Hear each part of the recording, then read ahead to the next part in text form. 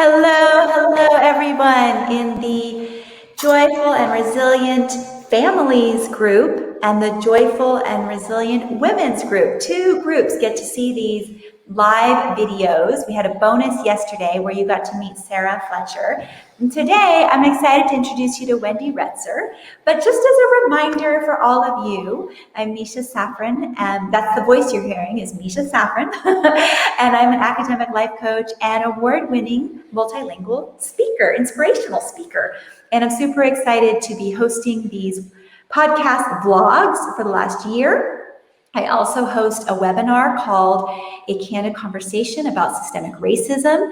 And it's interesting because the topic of that webinar and the topic of this podcast / vlog really coincide. And what's interesting also, as I'm saying it, I realize that the topic of a candid racism, of systemic racism, can be anxiety provoking. And we are going to talk with Wendy about anxiety today. Hello, Wendy. Hello, everyone. Nice to be here. So glad to have you here. Wendy is a friend of mine. She's also a coaching cohort of mine. We've been in a coaching program through Sage Levine. We've learned a lot, and also just created such a beautiful sisterhood with one another. And I want to tell you guys a little bit about Wendy. So Wendy is a licensed holistic physical therapist, a lifestyle med coach, and mind-body stress relief expert. Whew. She has helped thousands of people over the past 25 years experience greater peace, health, and happiness in their lives. Wendy specializes in helping professional moms who are juggling it all to create more calm and balance in their lives so they can be more connected, energetic, and joyful with the ones they love. Isn't that a beautiful bio? Isn't that a beautiful thing to be able to help people with? Wow. It is. It feels good. And I bet. I know it feels good to do what I do, so I imagine it feels good to do what you do. And then not only just to support these people, but to also then see the rewards of their hard work in their journey, right? Yes. Yeah. And it's interesting. You wouldn't know anything from personal experience about anxiety, would you? Oh, no, not at all. I mean, I personally have never, ever had a bout of anxiety in my life, ever. Right. Especially with us going through a pandemic last year. No, nobody's. Easy peasy. Yeah, just a piece of cake. Yeah. So, of course, we're making light of it. But before we get into the full-on topic of the joys and pains of anxiety, I would love to ask you, Wendy, when you hear this notion of coexistence, what comes up for you? Like this notion of there's joy and there's pain in the same moment? What? I would have said that I don't know. I have this idea in my head that when I go through one journey, it's like that I've gotten the lesson. I'm not going to have to do that over again. It's like done. And, yeah. And if anything, what I've learned more through last year than ever before and bringing into the present is this coexistence, that literally looking for the minutia joy in a day and going, oh my gosh, that was amazing. And yet still having pain be right there. And that I can experience and feel both. And that, for me personally, that I'm not broken. And I think that that's the biggest message, is that we are not broken.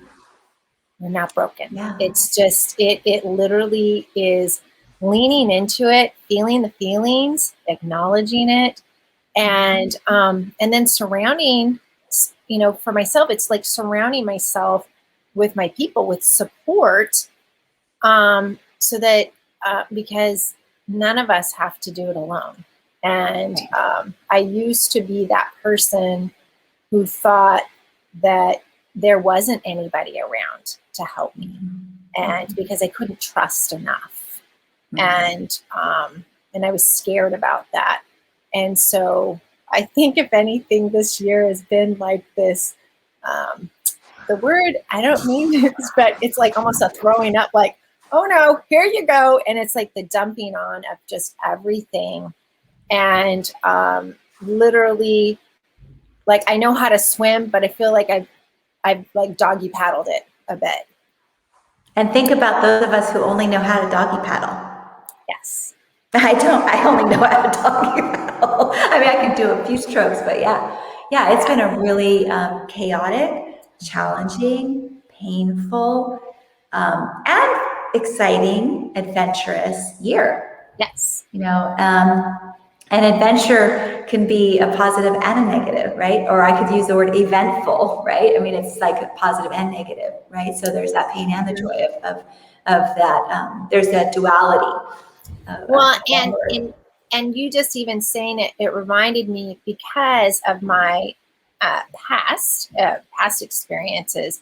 There's trauma, and so what I've noticed about joy and pain is that excitement can sometimes feel what I relate to as traumatizing. And so Absolutely. this has been a year of me learning to separate that. Mm-hmm. That, oh no, this is a joyful moment, exciting moment.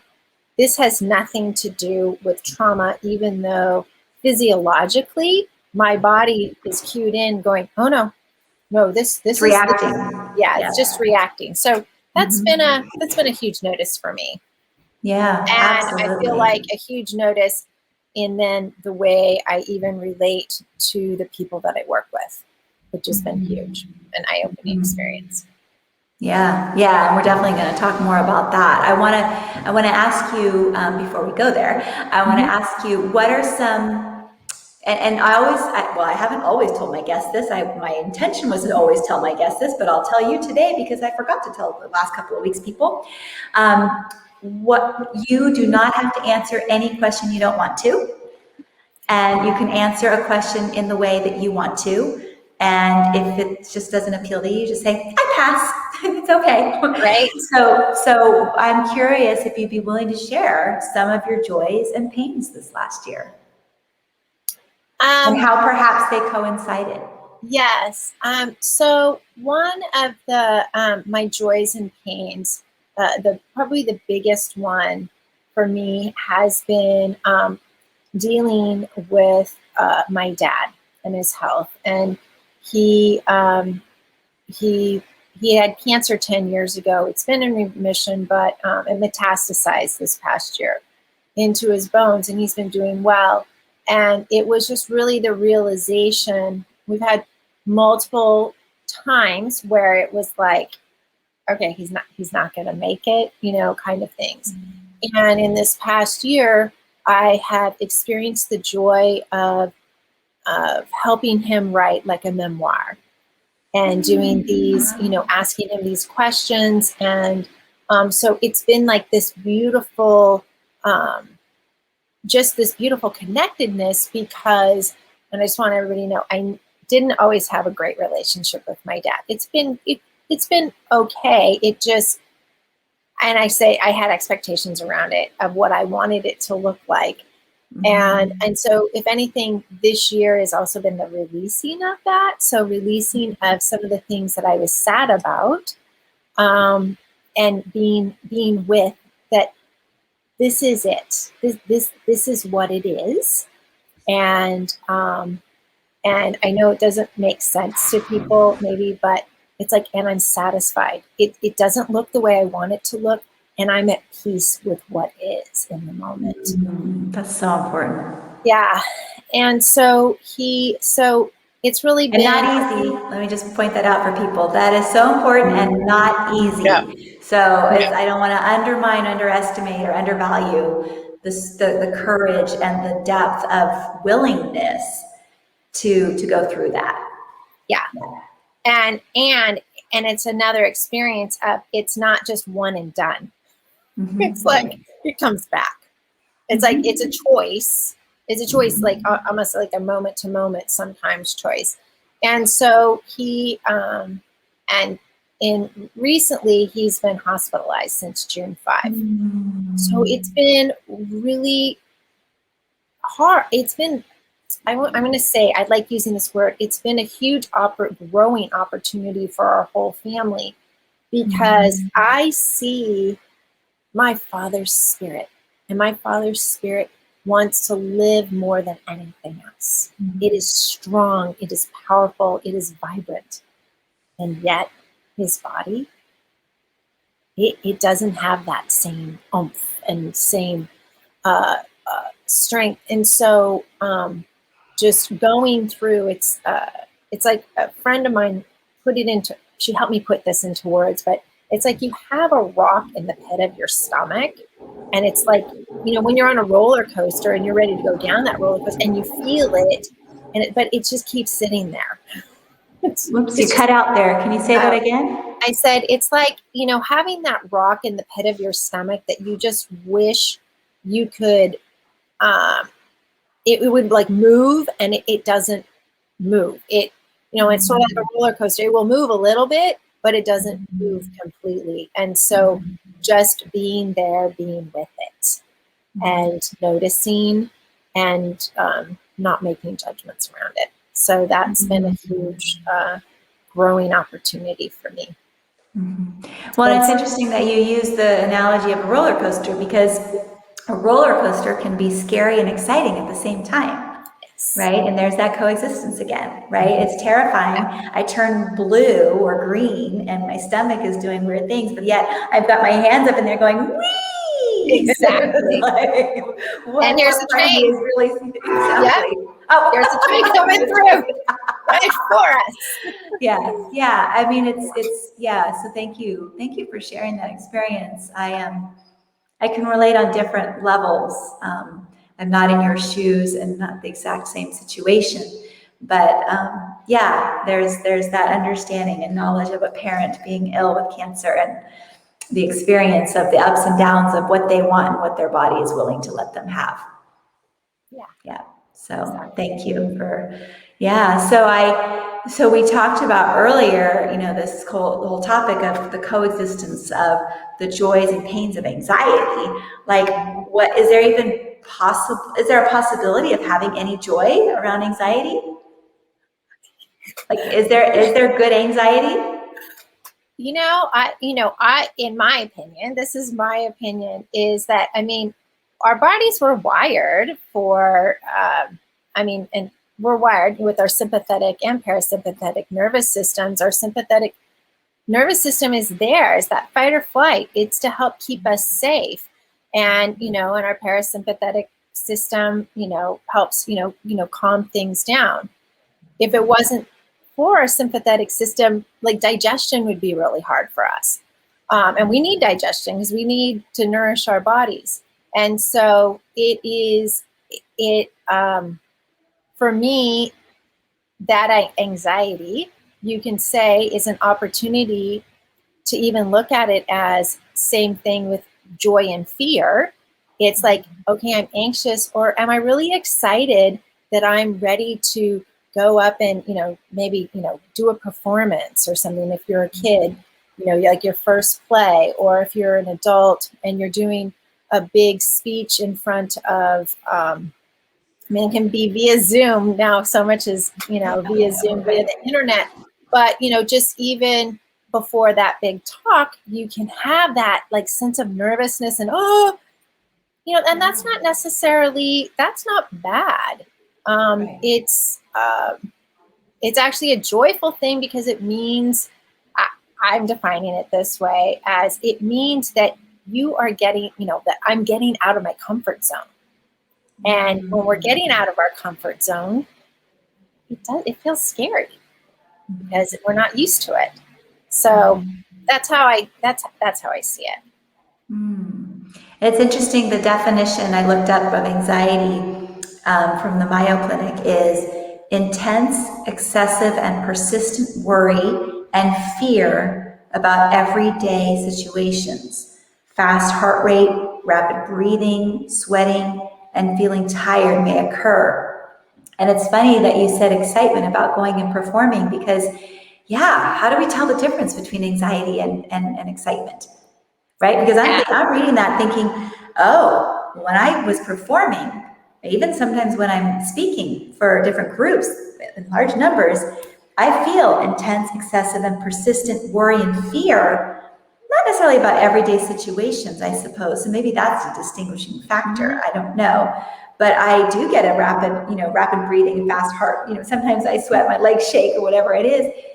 But I think that there's a piece of that excitement that is, maybe it's called anxious excitement, right? Because I'm feeling excited, but I'm nervous about how people receive me, or nervous about falling, because I do that a lot, or nervous, so the pain of the anxiety is if I let myself be consumed by it. Yes. Whereas where the joy of the anxiety is if I can think about, oh, wait, there's nothing wrong with my life right now. Maybe tomorrow there'll be something wrong with my life if I don't pay the electric bill. And that's not my current situation, but it was a long time ago, but it's like right now in this moment, how can I support my anxiety and find both the joy and the pain in it? Because like somebody said, like Sarah mentioned yesterday, and other people have shared, you can't have one without the other. You can't have pain without joy. You can't have joy without pain.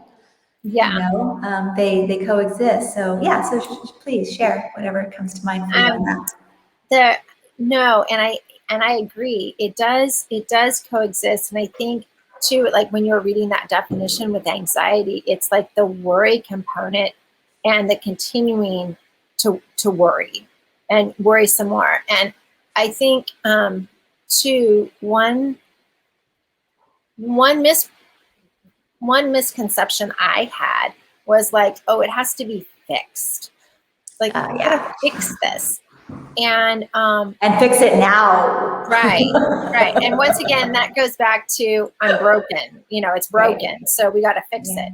And it's not something to be fixed. It's a part of life. And like with anything, is being in choice of how we want to respond to what's coming at us. And so that's the power piece, and that's the empowering piece, is that each one of us gets to choose how we want to, respond to situations that are coming at us. And I just want to really clarify here, there's people with extreme anxiety, and this is not the discussion that we're having, just like everyday anxiety that happens. Very important. And when we these topics on these podcasts don't go as deep as they could, and that's why it's really great to seek a coach or to seek a professional to support with the more deeply rooted pieces and all of what we talk about. Thank you for bringing that up, Wendy. I want our audience to know is that we're not saying all people, all situations, all anxiety looks like this. So very, very great clarification. Absolutely. And, one of the things you said, talking about hold on, I was right there with it. Oh, our choice. I was speaking to a fairly large audience, I think like 40 women yesterday. And, the idea of discomfort, whether it's anxiety or pain, can lead us to success. Right? And it can also lead us to failure. And so we get to make that choice in cultivating the team of people, support, resources that helps us make the choice to go in the direction we want to go in. And sometimes it can feel really impossible when we're anxious. Like everything is a mess. How do I get my head out of the hole? Right? I mean, how can I even get my hair bun out of the hole, let alone like try to breathe out of the hole? And so it's like this accumulation of willingness of pulling together the resources so that we can stay out of a severely anxious state and choose the path that, either path is going to be uncomfortable. Like you said earlier, because of trauma, joy can be uncomfortable too. Success can be uncomfortable. It's choose your pain. It's like, it's like, it is choosing the pain, because there is pain involved. And so, it's taking back that power and choosing which pain. Choosing which pain. And if you glitched for everybody else, I'll say what I heard Wendy say was, it's choosing your pain. Keep going. Because you kind of glitched out a little bit. Yeah, and choosing your pain. Now your volume isn't working at all. Ooh, Maybe people can hear you, but I can't. Here, hold on. Let's try this.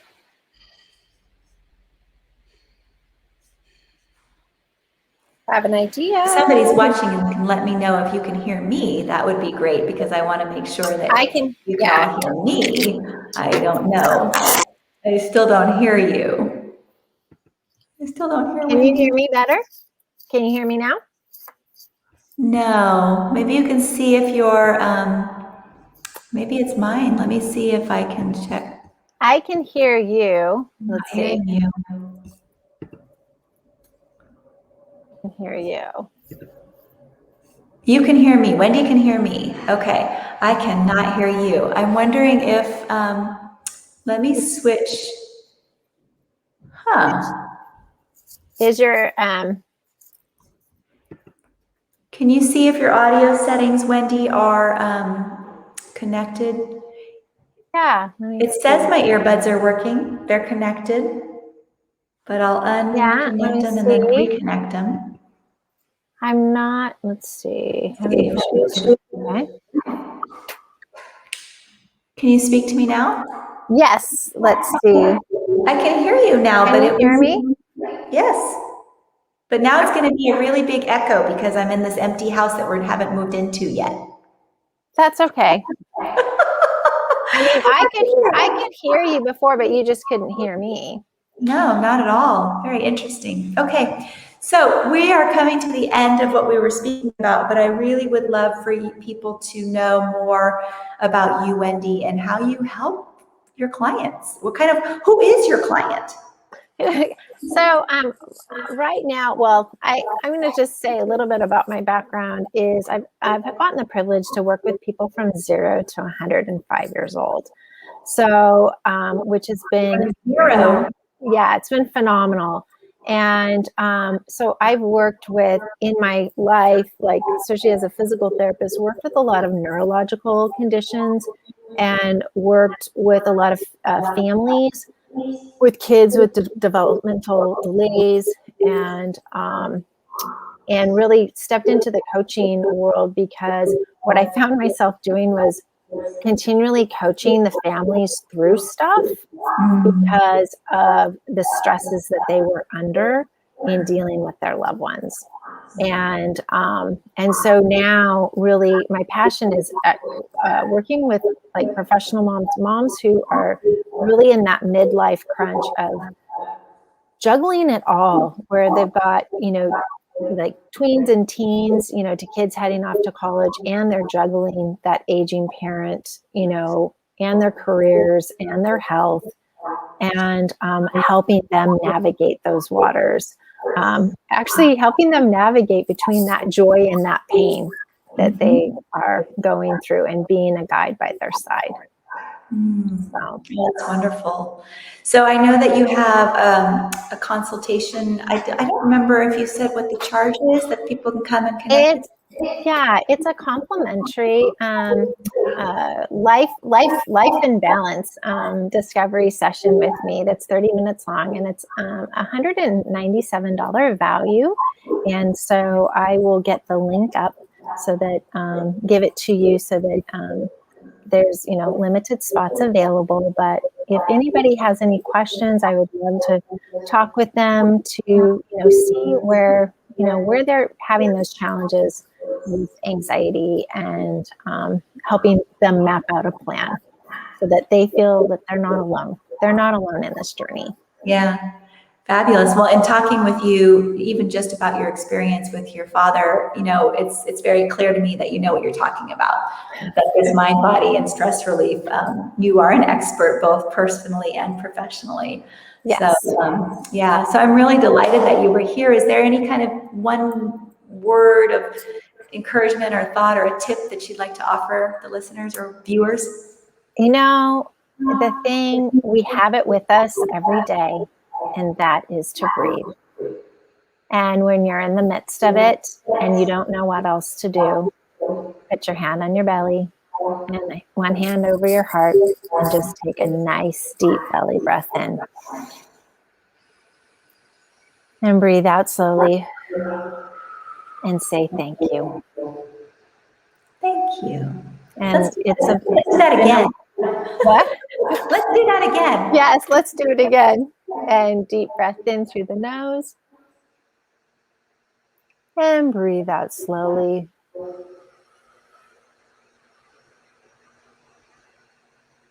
Thank you. Thank you. I Thank you love for that. this.